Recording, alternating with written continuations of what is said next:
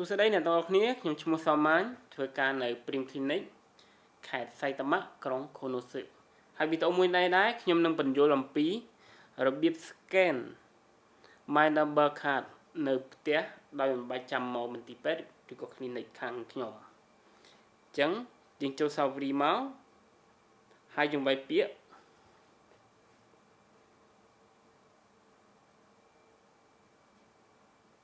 5 clinic ហើយវាមាន load ចេញអីច្រើនដាក់ថា5 clinic មកហើយនៅខូណូសឹអញ្ចឹងមក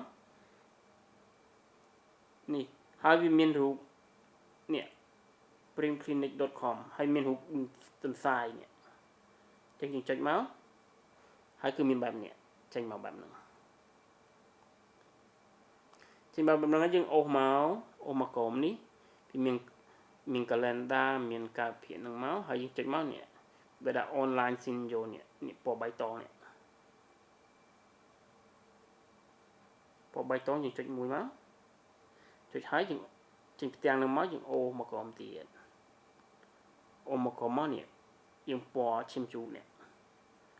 គេដាក់ថា minor site kiske អញ្ចឹងចុចពាក្យវាមក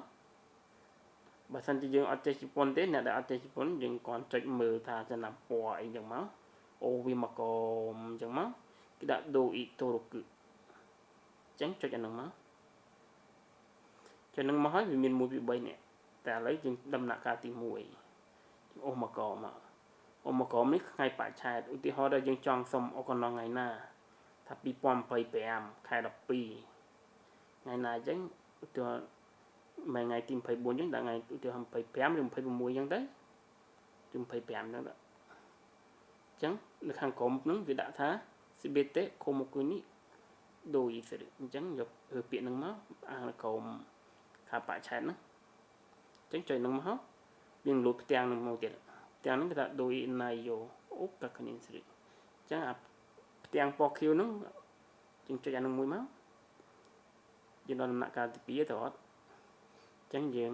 អូសមកក្រោមទៀតអញ្ចឹង Doi Nayo Toruku អញ្ចឹងយើងចុចផ្ទាំងហ្នឹងមួយមកវានឹងលូតឲ្យយើង scan my number card របស់យើងអញ្ចឹងយើងយក my number card យើងមក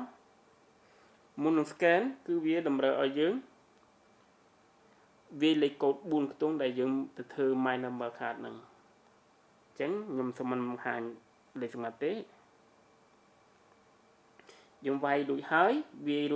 យើងចុចពាក្យ save ចុចហ្នឹងមកហើយទៅវាចេញផ្ទាំងហ្នឹងហើយយើងធ្វើការ scan ដាក់អញ្ចឹងយក my number card យើងហ្នឹងមកដាក់ scan ឡើងដាក់នៅពីក្រោយដាក់ពីក្រោយហ្នឹងហើយយើងចុចពាក្យនេះយក Mitori Kaisi